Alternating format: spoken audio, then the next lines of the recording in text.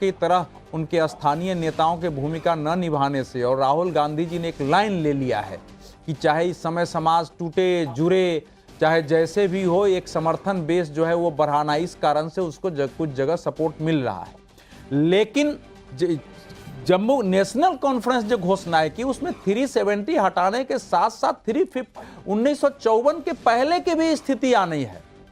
सवाल है कांग्रेस पार्टी क्या वाकई उस रिजोल्यूशन के साथ जाएगी जो सुप्रीम कोर्ट के निर्णय के खिलाफ होगा कि यह संवैधानिक रूप से सही फैसला है। मूल बात इसमें सुनिए एक मिनट, आप बीच में देखो भाई, आप पहले भी आप हर बार बीच में टोकते हो यार, ऐसी बात कर रहे हैं, मतलब ये विश्लेषण ही नहीं, आप बीच में क्यों बोलते हो? आप भी बोल रहे थे मैं शांत, एक मिनट शांत हो जाओ। नहीं नहीं, ऐसे नहीं, ऐसे डिबेट नहीं गलत बोल रहे हैं कि कांग्रेस पार्टी है, मतलब आप जाएगी कि नहीं जाएगी तो सवाल उठता है भाई, आप बीच में क्यों टोकते हो? ऐसे नहीं, ऐसे नहीं। अरे तो भाई लोकेश भाई ने कहा कि हम जाएंगे, तब वो कह रहे हैं, ऐसा थोड़ी कह रहे हैं। उन्होंने कहा, उस पर मैं बोल रहा हूं, इस बात को स्पष्ट करना चाहूंगा। दूसरी बात यह है, अच्छा अवधेश भाई एक सेकंड, वो कुछ स्पष्ट, अच्छा एक मिनट सुनिए, लोकेश जी कुछ स्पष्ट कर रहे हैं, बताइए आपका जवाब स्पष्ट कर दीजिए। देखिए, जम्मू कश्मीर की जनता को राज्य स्तर मिलना चाहिए। जिस तरह से उन्हें एक यूनियन टेरिटरी कर सीमित कर दिया गया है, ये असंवैधानिक है और इस पर कांग्रेस ने कहा है कि राज्य का दर्जा जम्मू कश्मीर को मिलेगा। तो राज्य का दर्जा 370 वापस लाने से थोड़ी मिलेगा।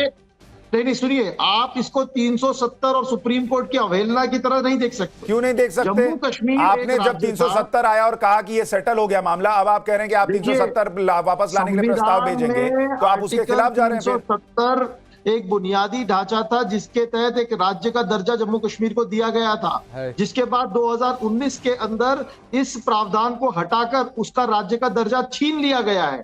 कांग्रेस ने कहा है कि जम्मू कश्मीर की जनता और जम्मू कश्मीर को राज्य का दर्जा फिर वापस मिलेगा। आप फैक्चुअली गलत बात कह रहे हैं।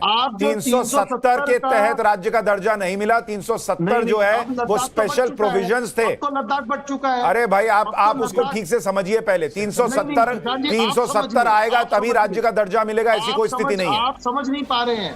हम सब समझ पा रहे हैं सर कि आपने लोकसभा चुनाव में पहले खटाखट वाला वादा किया, वो गया हवा में। आपने यहां पर एमएसपी कानून बोला, आप हरियाणा में एमएसपी का कानून नहीं लाएंगे। आपने 370 लाने वालों के साथ गठबंधन किया, आप 370 नहीं ला पाएंगे, आपको भी पता है। अहम जो 370 का अहम मुद्दा यह है कि क्या जम्मू कश्मीर को राज्य का स्तर मिलेगा या नहीं। राज्य तो बीजेपी भी घोषणा कर चुकी है कि उसको राज्य, उसको तुरंत राज्य बनाएंगे, उसमें कहां समस्या है? वो तो भारतीय जनता पार्टी की घोषणा है। अरे वो खुद कह चुके हैं कि हम बनाएंगे, उसका 370 से कोई लेना देना नहीं है। पूछ के उठाया जाए, राज्य बनाना ही है। अस्थायी और केंद्र शासित प्रदेश जम्मू कश्मीर जैसा राज्य को थोड़े नहीं। अवधेश जी, इसमें एक सीरियस मैटर जिस पर चर्चा होने की जरूरत है कि लोकसभा चुनाव में कांग्रेस पार्टी ने जो खटाखट स्कीम का वादा किया, वो उनको भी पता था कि नहीं होगा, लेकिन उन्होंने कर दिया। जिस तरह से उन्होंने ओपीएस का वादा किया, ओपीएस जो है वो क्या स्थिति हिमाचल में कर रहा है आपको दिख रहा है। आपने कह दिया कि भाई हम 370 वापस ले आएंगे, वो आप नहीं ला सकते। आप खुद अब बैठ के कह रहे हो कि केंद्र में सरकार चाहिए। आपने एमएसपी पे कानून के लिए कह दिया है, अगर आपको लाना ही होता तो आप जो है वो कर्नाटक हिमाचल में एमएसपी पे कानून अब तक बना चुके होते। यानी कांग्रेस पार्टी एक ऐसी पॉलिटिक्स कर रही है जिसमें वो जो भी वादे उनको लगता है करने से वोट आएगा वो ले लो, बाद में करना है नहीं करना है वो देखा जाएगा, इस हिसाब से चल रही है। निश्चित रूप से देखिए, कांग्रेस जैसी पार्टी जो सबसे लंबे समय तक देश में शासन किया, एक अनुभवी पार्टी है, वो अरविंद केजरीवाल जी ने एक शुरुआत की थी, उसमें उससे 100 कदम आगे जा करके जो कुछ उन्होंने किया है। पहले तो हिमाचल प्रदेश की स्थिति देख लीजिए, आप स्वयं कई बार उसको दिखा चुके हैं। जो केंद्र ने अभी उनको 490 करोड़ रुपए, 89 करोड़ रुपए जो उनको दिया है, जो आप जानते हैं कि राजस्व घाटा के तहत जब राजस्व घाटा के आपातकालीन स्थिति में दिया जाता है, तब वो कर्मचारियों के वेतन और बाकी काम की स्थिति मिली है उनके पास। उनके एक विभाग ने टॉयलेट और पानी पर टैक्स लगाना शुरू किया था, जो वापस लेना पड़ा है। तो एक अत्यंत ही खतरनाक दिशा में, इसको शेर की सवारी कहते हैं। शेर की सवारी से तात्कालिक रूप से विजय मिलना वो एक अलग बात होती है, लेकिन शेर पर सवारी से उतरने के बाद वो शेर आपके साथ क्या करेगा, ये कांग्रेस पार्टी नहीं किया है।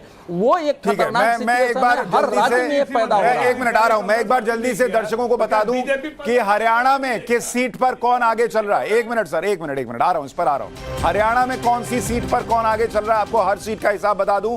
कालका से बीजेपी आगे चल रही है। मुलाना जो एससी सीट है वहां पर कांग्रेस आगे। लाडवा से बीजेपी आगे चल रही है।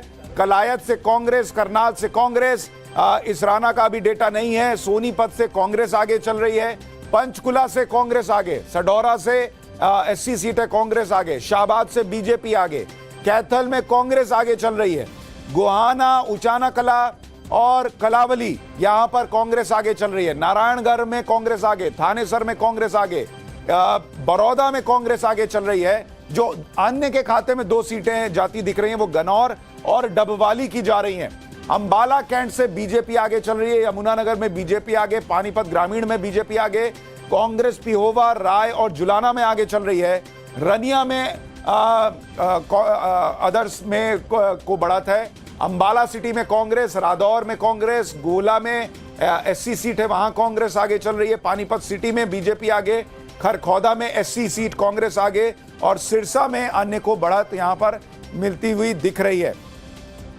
अमित हमारे सहयोगी, एक बार उनके पास चलूंगा फिर मैं मेहमानों के पास आ रहा हूं। अमित, मुझे ये बताइए, ये जो आंकड़े बता रहे हैं उसमें एक चीज और दिख रही है, जो एससी के लिए रिजर्व्ड सीट्स है वहां भी कांग्रेस आगे चल रही है।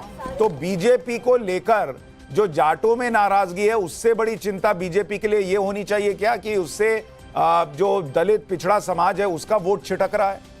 जी देखिए, मुझे लगता है कि हरियाणा में जो पूरी राजनीति थी बीजेपी की यही थी कि जाट बनाम अदर्स वाली जो राजनीति थी, और इसीलिए शायद भूपेंद्र हुड्डा का नाम आगे नहीं बढ़ाया गया कि अगर वो करते कांग्रेस तो फिर वो जो डिवीजन होता उसका फायदा बीजेपी को मिलता। लेकिन जिस तरह से वोट मिल रहे हैं और जिस तरह से नतीजे जो रुझान दिख रहे हैं उसमें साफ है कि सिर्फ जाट नहीं बल्कि जो इनके अपने कोर वोटर हैं वो शिफ्ट कर रहा है। और इसीलिए मैं कह रहा हूं कि इसमें बड़ी वजह जो थी वो चेहरे का था, जो कि मनोहर लाल खट्टर है, उसकी नाराजगी, उनकी नाराजगी जो थी। और इसीलिए ये मुझे लगता है ये लोग 2024 के लोकसभा चुनाव में भी दिखा है कि जो दलित 14 और 19 के चुनाव में बीजेपी के साथ जुड़ी थी वो दलित 2024 के लोकसभा चुनाव में भी बीजेपी से थोड़ी हटी है। और यही चीजें विधानसभा चुनाव में अगर दिख रही है तो ये ट्रेंड मुझे लगता है बीजेपी के लिए बहुत खतरनाक है और उनको थोड़ा सोचना पड़ेगा कि आखिर गड़बड़ियां कहां हो रही है कि अब वो वोटर। एक और बड़ी खबर बता दूं, जम्मू रीजन में 33 सीटों पर आगे बताई जा रही है और अपना जो ओवरऑल आंकड़ा है उसको भी अपडेट कीजिए, फिर बीजेपी वहां 32 पर आगे दिख रही है।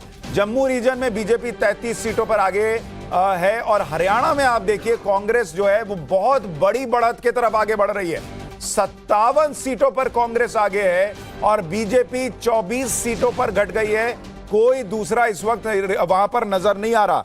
केजी सुरेश साहब, हरियाणा के लिहाज से एक तो कांग्रेस की मैसिव विक्ट्री दिख रही है अभी तक कम से कम रुझानों में, और दूसरा कि जाट वोट की हम बात कर रहे हैं लेकिन जो नॉन जाट है, जो शेड्यूल कास्ट का वोट है, अगर वो भी बीजेपी से दूर हो रहा है तो ये बीजेपी के लिए चिंता का विषय नहीं। ये स्पष्ट एंटी इंकम्बेंसी दिखाई दे रही है। तो ये सिर्फ जाट नॉन जाट तक सीमित नहीं है। तो वो चाहे अग्निवीर का विषय हो, यानी कि अहिरवाल जो क्षेत्र है जहां बीजेपी का एक दबदबा रहा है, वो भी अब जो है बीजेपी की तरफ नहीं जा रही है।